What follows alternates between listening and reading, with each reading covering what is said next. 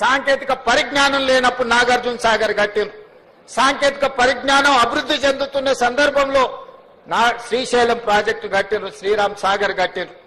ఆనాడు కట్టిన ప్రాజెక్టులు ఎన్నోసార్లు వరదలు వచ్చినాయి, ఉపద్రవాలు వచ్చినాయి.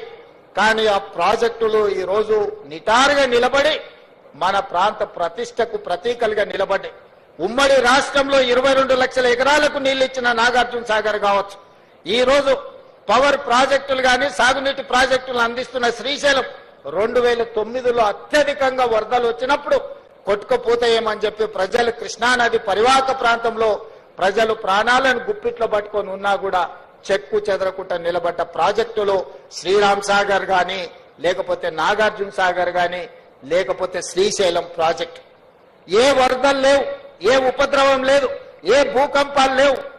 3 ఏళ్లలోనే కట్టడం కూలడం జరిగిపోయింది కాళేశ్వరం. ఈ 3 ప్రాజెక్టుల మీద 10,000 కోట్ల రూపాయలు కూడా మేము ఖర్చు పెట్టలేదు కాంగ్రెస్ పార్టీ.